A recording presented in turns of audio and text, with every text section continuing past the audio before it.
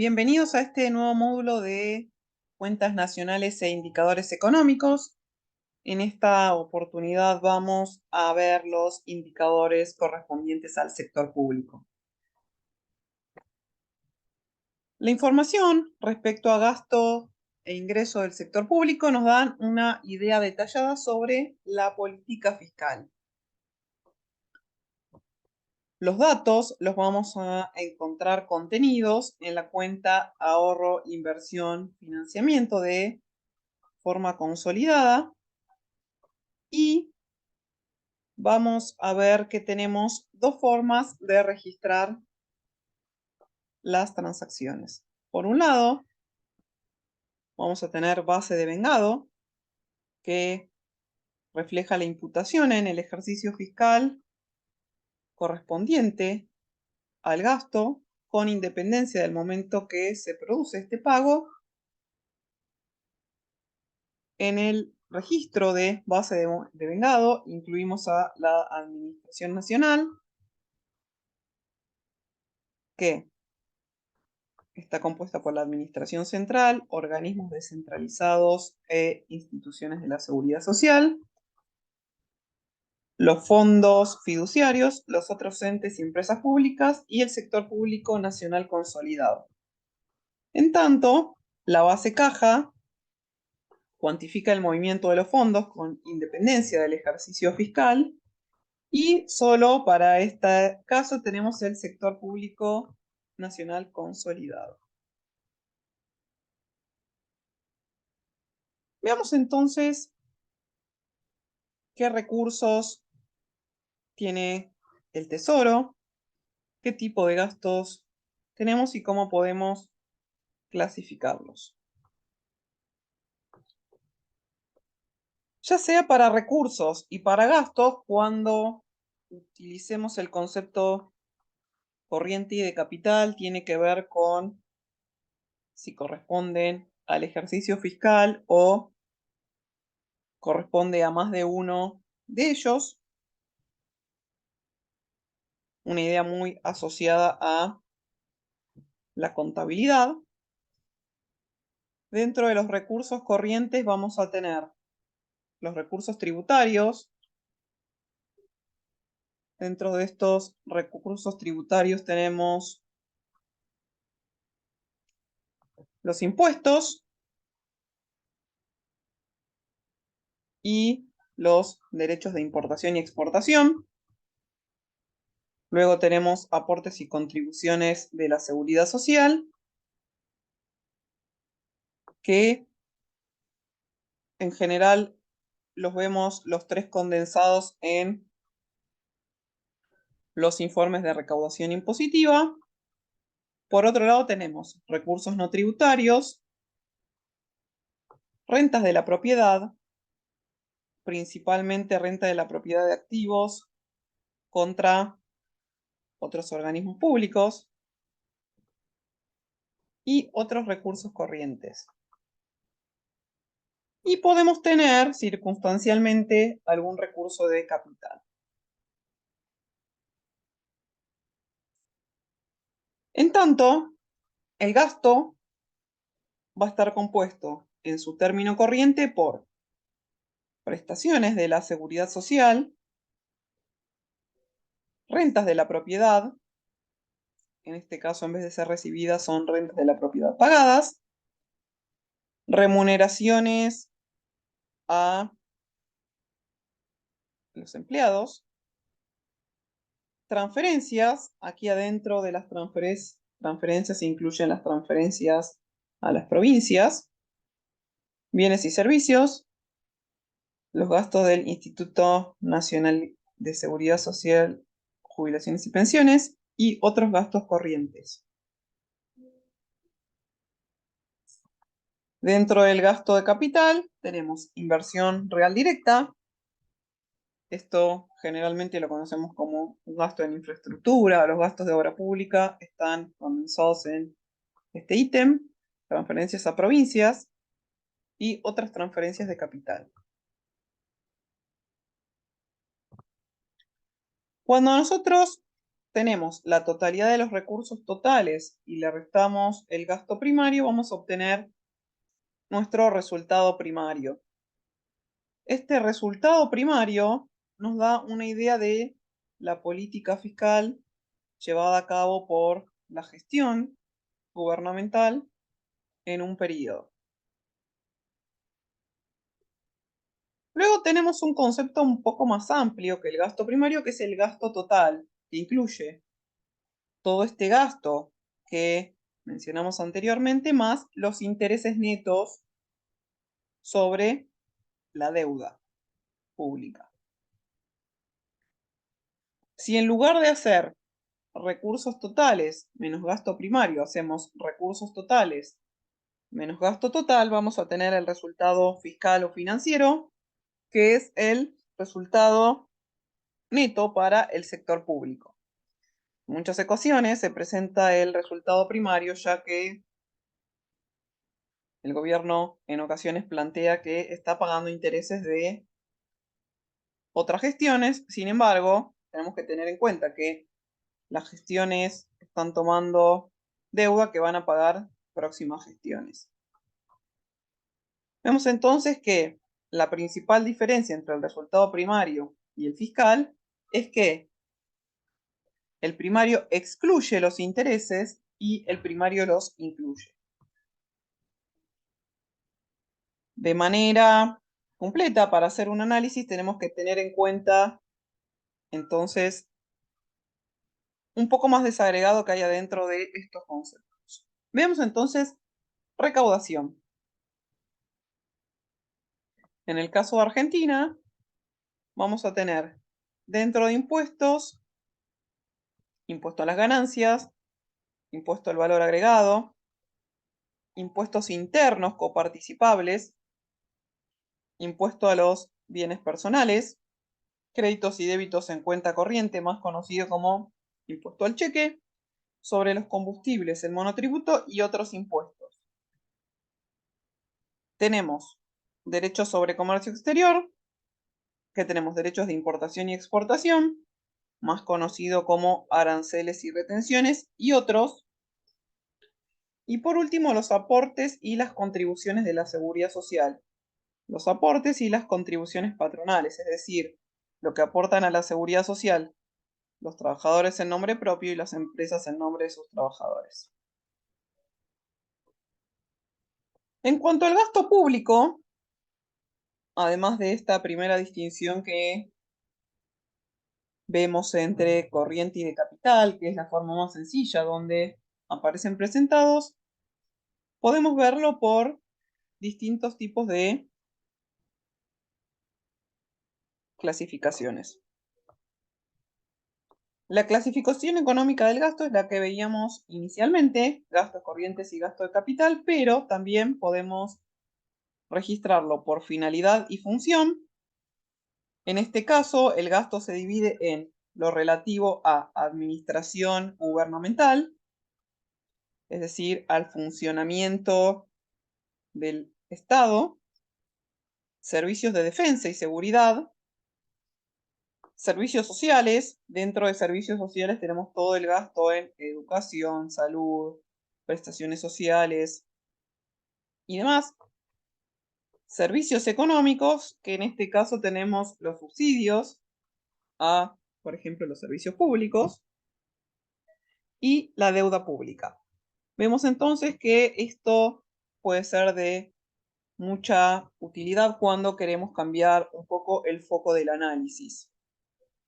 Otro enfoque que tenemos también para analizar, en lugar de la clasificación económica o de la finalidad y funciones, por objeto del gasto.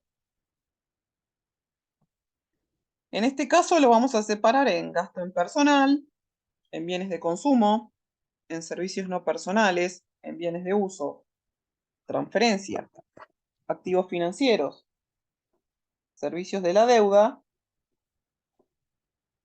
y otros gastos. ¿Cuál escogemos? Siempre el que vamos a escoger va a ser el que consideremos más apropiado para el análisis que queremos llevar adelante. Sin embargo, es muchas veces relevante estudiarlos en conjunto para ver las interconexiones que hay entre las distintas formas de medir y tener como una mayor dimensión sobre en qué gasta el sector público los ingresos generados. Como mencionábamos anteriormente, llegamos al déficit primario y fiscal. En esta distinción, el sector público busca diferenciar la política fiscal del año corriente del acumulado de los años. Por eso decíamos que el resultado primario no tiene en cuenta los intereses, es decir, no corresponde a su gestión o no corresponde totalmente a su gestión, y en el fiscal o financiero sí. En el resultado primario, como bien decíamos, no contamos los intereses y se va a presentar en millones de pesos o en millones de la unidad de moneda doméstica y como porcentaje del Producto Interno Bruto. Dado que cuando trabajamos en millones o en la unidad de moneda doméstica, como que se suele perder un poco la dimensión de números muy grandes. Entonces, una idea bastante útil que tenemos para comparar pesos relativos de distintos indicadores es medir su peso en la producción de bienes y servicios de la economía. El resultado fiscal y financiero tiene las mismas unidades de medida y, como mencionábamos, incluye los intereses netos de la deuda pública. Una controversia que tenemos en torno a esto es que desde el momento que comienza el año, o desde el momento, mejor dicho, que se toma un compromiso, una deuda, se conoce el perfil de pagos desde ese momento hasta que finalice la deuda. Por lo tanto, en el momento que se confecciona el presupuesto público, ya se sabe cuánto no solamente se va a pagar de intereses en ese año, sino también en los años posteriores. Por lo tanto, a la hora de asignar parte de los recursos, debemos tener en cuenta que hay que hacer estos pagos.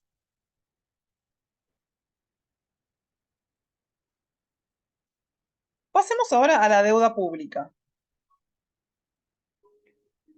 Esta la vamos a medir en términos brutos.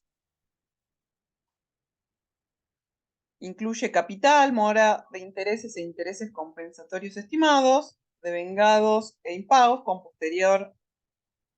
posterioridad a la fecha de vencimiento de cada título. Va a estar valorizada en millones de dólares y como porcentaje del PBI. Se divide en interna y externa. Generalmente la externa la expresamos en dólares, la interna en moneda doméstica, pero luego la convertimos en la misma unidad de medida para que sea comparable en términos relativos. Sin embargo, cada una se paga o se efectiviza en su moneda correspondiente.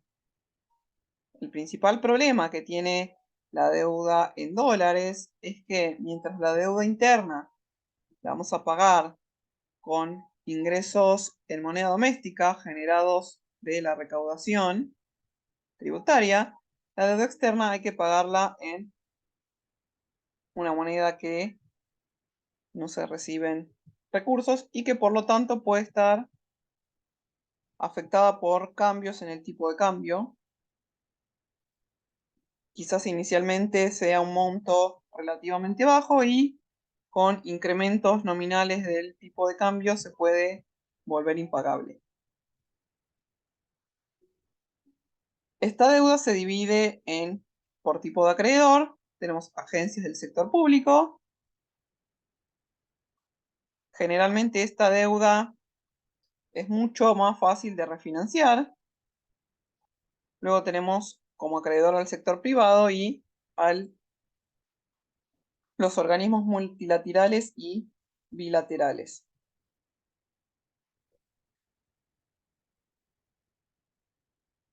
Por último, vamos a ver la gravitación del sector público en la economía para ir cerrando este módulo. Hay distintas formas de analizarlo. Por un lado vamos a tener la presión tributaria. Esta podemos calcularla como ingresos tributarios respecto del Producto Interno Bruto. Lo que nos va a indicar esta presión tributaria es qué porción de los ingresos, ya sea de las personas o de las empresas, se destinan para solventar los gastos de mantenimiento del Estado, ya sea para la provisión de bienes públicos, o lo que llamamos los servicios colectivos, o servicios individuales, mayormente conocidos como transferencias. Por otra parte, el tamaño del sector público lo vamos a obtener cuando medimos el gasto público en porcentaje del Producto Interno Bruto. Muestra de esta manera el peso que el sector público tiene en la demanda agregada total de la economía. Y el déficit, ya sea primario o fiscal, también lo vamos a medir como proporción del producto. Y expresa qué peso tiene este exceso de gasto por sobre los ingresos.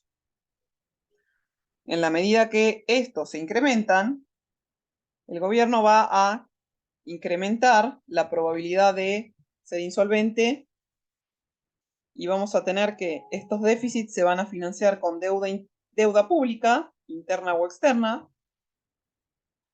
En primer lugar, cuando se necesita financiar el déficit, se toma deuda interna, dado que, como mencionábamos anteriormente, se encuentra nominada en moneda doméstica.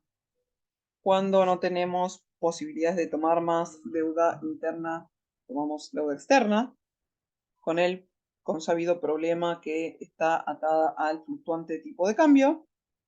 Y por último, cuando es imposible tomar deuda, dado que los mercados de crédito no financian más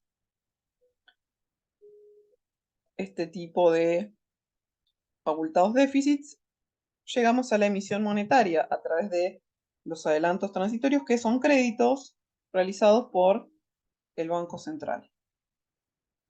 En línea con lo que veíamos en el módulo de índices de precios y cantidades, tenemos que tener muy en claro que este exceso de emisión monetaria va a estar relacionado con el aumento del nivel general de precios de la economía, por lo tanto debería ser una herramienta que debería estar fuera de las manos del gobierno. Espero que este módulo haya sido de utilidad, que los conceptos que trabajamos sirvan para conocer un poco más cuánto pagamos de impuestos, en qué se gasta lo que pagamos, y que eso nos permita entonces hacer mejores comparaciones con otras economías o con algunos otros indicadores, ya sea del sector privado o cualquier otro que decidamos comparar. Muchas gracias por su atención y los espero en el próximo módulo para finalizar este curso. Muchas gracias.